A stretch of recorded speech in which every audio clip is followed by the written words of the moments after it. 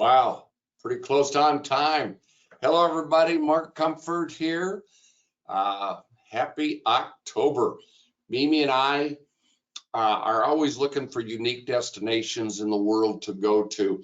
And I think outside of maybe Antarctica, Greenland might be the most unique destination in the world, or that where we have ever been. But I got all excited about doing this. In fact, Mimi and I had a Scotland trip planned, but we decided while Atlas Ocean Voyages had such great values going on, after Lynette Talge, our group coordinator, and Kim North, one of our vacation advisors, just got back this past August from the east coast of Greenland.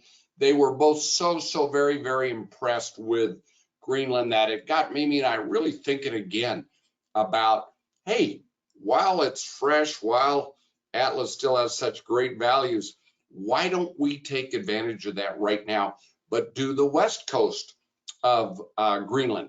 And again, been to 108 countries. Greenland will be my 109th. I'm kind of excited about that. And I want to invite you to join us. And by the way, I do think this will be one of the most incredible scenic experiences. And I think we could even add cultural to it too. The presentation will be, first of all, talk about the itinerary. And listen, I have not taken a foreign language in Greenlandish pronunciation of their town names, so bear with me. And if you can learn to pronounce them, I'll let you be the one that talks about these. I mean, wait till you see some of the names of these cities, but a lot of the places we go. To me, the Norwegian fjords on the North Cape of Norway, those fjords are some of the most beautiful, if not the most beautiful scenery I've ever seen. And almost everybody that's been there says Greenland is equally as beautiful, if not more so. Now, there's one really cool thing about this. You probably heard my wife had a little, or maybe you haven't heard, my wife had a little issue on our Galapagos Islands trip. I had to have a pacemaker put in Quito, Ecuador. That was done, praise God. They did such a great job. She is doing very well now. But you know what happens is you get a little nervous about going out and doing some things like getting on a Zodiac and doing some of the things that will be offered. But this will be an itinerary, which is what I'm getting at, that you can stay on the ship 100% of the time and have an unbelievably fantastic experience. So let me go through all this with you. I'll do the itinerary first. Then I want to talk to you about, excuse me, Atlas Ocean Voyages, which I think you will find, oh my gosh, everybody we're putting on this new expedition cruise line with less than 200 people, very luxury in almost every way, great food, great service, everything is really, really impressive. And again, because this cruise line is so new, they've got these 2-for-1 values that are true 2-for-1s. I think they're the best value in the entire ocean cruise industry. So let's get into it. And by the way, their ships were designed, Atlas ships were designed as expedition ships with the hulls that will withstand glaciers and ice and everything else. Can't remember the terminology, but it's the very best it can be in handling ice. And that'll be important because we're going to get to see some ice and snow. So this will be a royal family trip, which means Mimi and I are going to go on it, and we'll have a couple surprises for you. So what Atlas does, they will arrange a charter jet service from somewhere in North America. We don't know yet. I'm hoping it's Boston or New York, Portland, Maine, maybe someplace like that, or it could be in Nova Scotia. That will take us up to here, Kangerlussuaq. And I don't know if that's pronounced right, but this is an area that you're going to see. I'm going to show you these pictures. And up to Ilulissat and the Eqi Glacier. And by the way, wait till you see this. There are 2, I think maybe 3 UNESCO World Heritage sites on this trip. Okay, there we go. In Ilulissat, which is north of Kangerlussuaq, it has a UNESCO Heritage Site listed Icefjord. And you all, this glacier that you see right here is as big, if not, no, it will be bigger than what our ship will be. Now, believe me, the captains do this year round, so they understand exactly what they need to do to keep out of harm's way. Wildlife is going to be an exciting opportunity for us. We'll see more wildlife, I think, than we will see people. And we'll get into all this as time goes on. But I think this is going to be like Alaska on steroids, on big time steroids, with scenery, with glaciers, and with wildlife. Lynette got all excited from all the people on the ship, the crew, a few of the guests that had been on the west coast of Greenland and had been to Disko Bay. She said that's one of the things that she really wants to experience. So, but look at all this. Oh gosh, it's so cool. Literally so cool. And the pretty colored houses that are there. Again, like I say, there's so few people there, but this is actually the most populated part of Greenland. I think you all know, don't you, that the Vikings named Iceland, Iceland, although it should have been named Greenland, and Greenland, Greenland, although it should have been named Iceland. They did that on purpose so people would not go to Iceland. Okay, here's this Eqi Glacier, and my gosh, I've seen a lot of great glaciers all over the world, especially Alaska, but this one I think will be without a doubt one of the most impressive glaciers that we'll ever see. Look at this at dusk. And again, we're up at the Arctic Circle and above. So in August 15th through the 25th, we will get about 20 some odd hours of daylight or dusk like this, and just a few hours of, if it does get dark, of dark. What our prayer is, Lynette and Kim did get to see the Northern Lights one night, and that's my prayer. I know I want to see the Northern Lights. Gosh, isn't that beautiful though? Just gorgeous. So here, another stop that we will make is Nuuk. And Nuuk is on day 1, 2, 3, 4, the 5th day actually, because we spend a day at sea. But how about these beautifully colored homes? You find that a lot in very icy. And now remember, in winter, this will be a very, very dark area. So that's why you see the colors like you do. Look at this scenery here. Goodness gracious. Is that not just awe-inspiring? I mean, just breathtakingly. And those are nice homes, but look how little they look. I wonder if there's a golf course right behind there. I doubt it. Oh, there we go. Northern Lights. How about that? That'll be fun, fun, fun. And quite an experience when we get to see it. But at least in my lifetime, this will be probably the farther north so far that I've been. So we, you know, September, October is a better time to see it. But you have to get away from city lights and everything. So in Greenland, we won't have to worry about city lights. Again, look at the fjords going into this beautiful snow-capped area in Nuuk. Nuuk is also a little farther south than where we will start out, because we are working our way south to head to Iceland, to Reykjavik. But you'll see all these beautiful areas, so much scenery. I would say this will be a real important time to have a balcony or one of those horizon windows that go down. We will go to Prince Christian Sound. I don't know if this video or this slideshow will have this, but we've seen pictures where there's red sailboats that sail in this area that get by those beautiful white icebergs. And the contrast is just breathtakingly beautiful. Again, some of the beautiful bays and fjords in that Prince Christian Sound. So again, like I said, goodness gracious, from a scenery point of view, this is going to be like no place you'll probably ever go in the world. And I'm talking about every day will be impressive from a scenery point of view. Just like in Alaska, I love this picture. You know, the people forget sometimes there's all this mud and dirt in front of glaciers because the glaciers push mud, dirt, stones, everything in its way in front of it as it goes to the ocean. So we will end up in Reykjavik, and then here we will have options to do an overnight. I mean, you can fly back. Maybe you've been to Iceland before, and you can fly back to the United States. Short flight from Iceland. That's the other thing, beautiful thing are the flights involved here. Or if you want to stay in Iceland, we'll have like a 3 and a 5 day post package for you to see Iceland. I've been there before and it's spectacular. Iceland is just such a unique place. Gosh, as unique as any place in the world. It seems like there's something going on rumbling under your feet every day. And all the houses, again, like we'll see in Greenland.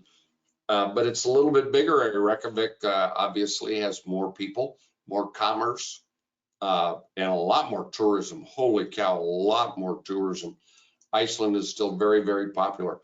So I'm going to show you just a little bit so you know from firsthand experience. That is Lynette Talbs, our group coordinator on the left, and Kim North, our vacation advisor. They're both, if you notice, they're both sporting our Kansas City Chiefs. And then you'll notice the jackets that Atlas gives us are these green jackets that have a inside jacket that you can take out if it does get warm enough. Weather will be in the 20s to 40s Fahrenheit. You see Kim and Lynette there in just a normal type of what I would call late fall, early winter windbreakers here. That is a beware of polar bear crossing. So let's go to some of these other pictures that they took. And I got to tell you, they were just so impressed with Iceland itself and with Atlas. Let me just tell you a little bit. Kim says, I love the scenery of Greenland. It was more than I could have ever expected, and I really don't think pictures do it justice. Lynette says the scenery in Greenland was spectacular and rugged. Seeing the geology in different colors or striations in the mountains, this picture does a marvelous job of that. And by the way, there's very few docks that will hold ships this size. In fact, very, very few ocean cruise ships even go to Greenland, and you have to get permits to get in there. Atlas has gotten those permits. Listen to this, icebergs. Kim says the size of the icebergs absolutely blew my mind. The fact the icebergs came off the face of a glacier was mind-boggling to me. And Lynette says, I kept taking pictures of all the icebergs. It was amazing how large they were once you came up to them. We would be sailing and you could see them from far, far off in the distance because they were so big. Now remember, look at this beautiful Atlas ship. And they take people off by these zodiacs, and these are the green winter parkas that you will all get, and you will get them as a gift. So let's go through that. Yeah, here's some of the glaciers. Isn't that amazing? I think we might have a picture. Oh, here's a great picture. Look at this. This is the little Atlas ship holding 200 passengers. This is a big British P&O ship that holds, I think, 2,000 or 3,000 passengers. I don't know about you. I think I like the luxury and convenience of the smaller ship. And obviously our ship will be able to get to go to a lot of different places that the bigger ships cannot go. Yeah, again, look at the mountain ranges, the geology, like Lynette says, the calmness of lands. This is where they're landing. We will have a chance, the tours are included. You'll have a chance to go and hike and do a lot of very interesting things. And we will go over that much closer when everybody is signed up for this. We'll have a get together with the group that's going, and we'll go over all the tours. We'll go over what to wear. We'll go over monies. We'll go over everything, okay? But it's a pretty all-inclusive experience. So I just want to show you a few more pictures. Now, these are the actual pictures that Kim and Lynette took. This is the name of the ship. It's the World Voyager. If you remember, those of you that watched the webinar before, when I did it earlier about Antarctica. We took this cruise line, and I was on the inaugural, actually the naming ceremony for the first two ships called the World Traveler and World Navigator. Those, that naming ceremony where I was to participate in that was in Ushuaia, out in the Beagle Canal on the way to Antarctica. So these ships during wintertime go to Antarctica. During summertime, they're going to the Arctic and all over the Mediterranean too, by the way. And it's only got 186 passengers. That's because there's 14 naturalists on board. These are the kayaks and the other boats that they have to get us to where we want to go. Oh, aren't those ships beautiful? It's going the wrong way. Let's see some of the things to do. Oh, I just love how beautiful this ship is. I just think the design of this ship is just spectacular. This is the Dome Observation Lounge, where a lot of the activities during the day will happen. The staterooms, almost suites in every case, outside of a few, are very professionally and elegantly appointed. There is a beautiful deck. You see that right below the flag and also up on top. Two decks actually to be outside to watch the world go by, and there will be, like I say, a lot of scenery. The dining room, it's got one main dining room. It's got 24/7 room service, and then a couple other places where you can eat also on the ship. Wildlife is a big deal, as you know. Polar bears, that's just odds of good luck. Polar bears will normally be in the northern part above the Arctic Circle. Walruses, which I think are cool, and they saw a bunch of walruses. The seals, sea lions, caribou, and the muskox. How about that? Wouldn't that be cool to see? Oh my gosh, yeah, this is great. And whales, of course, don't forget the whales. Now, as far as activities go, Atlas will offer different kinds of activities for everybody, whether it's the hiking, and I do want you to watch the terrain, because like in Antarctica, it can be pretty rocky. Kayaking, and they do tell you if you're going to kayak, you need to get some experience before you go. So maybe Mimi and I live at Weatherby Lake. Maybe we ought to have everybody over and practice kayaking before we go. Okay. And then paddleboarding. I paddleboard a lot, and that was my goal to do in Antarctica. So I guess I'm going to get to do that hopefully in the Arctic, and that's called paddleboarding. Now, this is optional.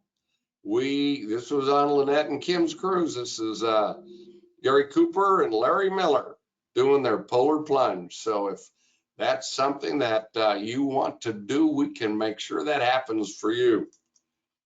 And switching gears, probably should have shown you the sauna and the whirlpools after the polar plunge, but let's get right into dining. That's the other thing that Atlas likes to pride itself, how good their food, wine. By the way, all of this is included in here, unless you buy premium alcohol. So, and I found the wait staff to be tremendous. Lynette and Kim and our whole group found the wait staff on Atlas to be tremendous. The options of things and the snacks that they put out during the afternoons, the quality of drinks, and they have here's the dining room. The main dining room is called Porto. And the owner of this cruise line is actually from Portugal, and he's the third largest river cruise and now ocean cruise owner in the world. So very, very impressive. He specializes in small luxury ships, but everybody has been very, very happy about the dining experience on board. Paula's Pantry is one of those things. I think every ship, it's a hit, whether it's your specialty coffees or teas, snacks of any kind, croissants. You know, in the morning they've got muffins, a little grab-and-go snack breakfast, things like that. American coffees, as well as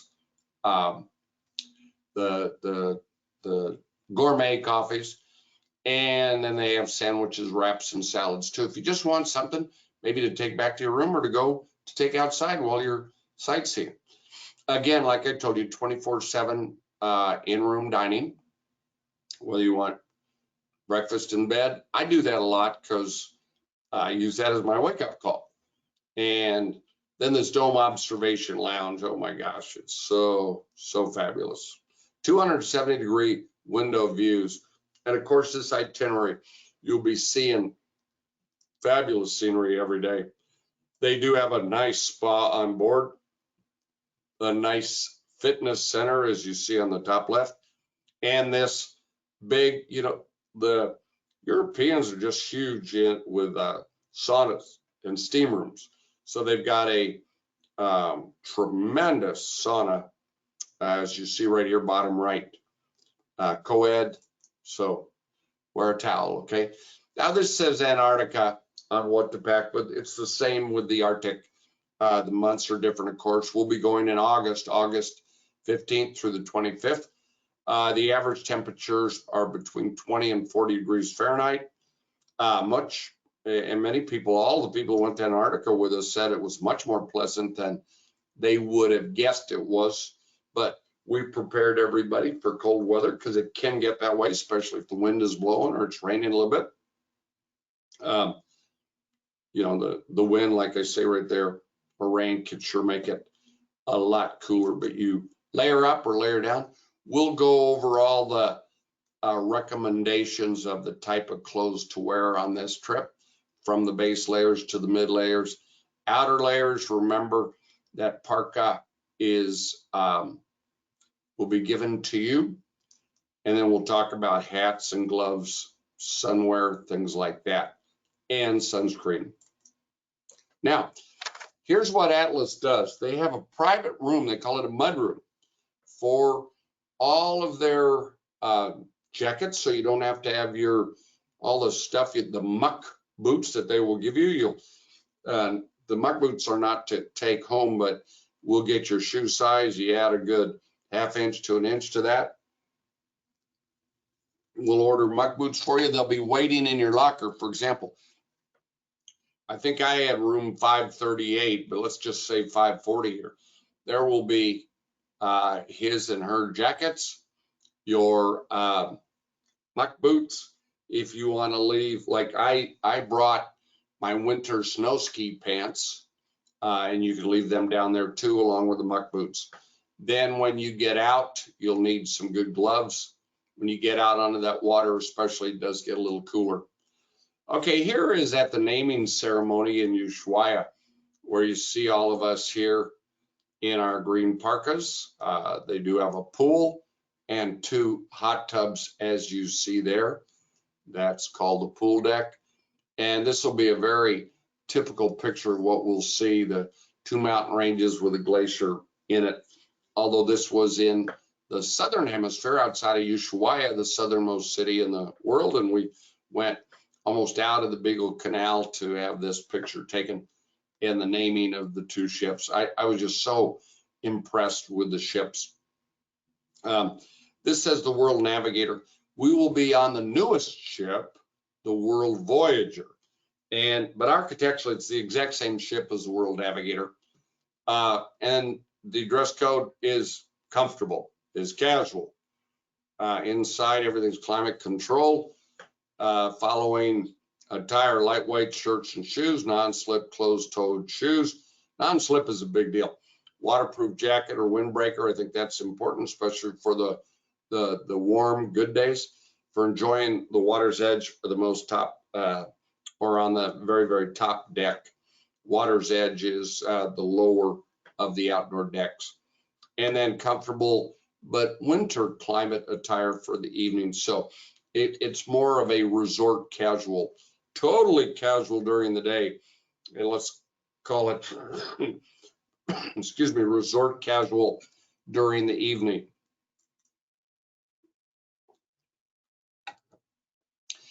You always see us supporting our chiefs everywhere in the world. This is my buddy Brad. I took him with me for this 5-day naming ceremony. Maybe didn't want to go for 5 days, but she will be going on our Arctic trip. This is Oya, our Atlas rep at the time. I got on board. I always like to meet the proper people. This lady not only is beautiful, but she's the maitre d'. So she ended up getting Lynette and Kim the captain's table for almost the entire trip for us to sit with. And we'll arrange our group. This, you know, I believe in flexibility as can be, but I want you to get to know our group. So when we, every night we'll have a chance to sit together, or you can sit separately if you so desire. So there is a jogging track on board. I showed you earlier the pools and hot tubs up on the sun deck. They do have classes. So let's talk about the value. Boy, I think this is a big deal. And you'll have to call us or go to our website to find out more. But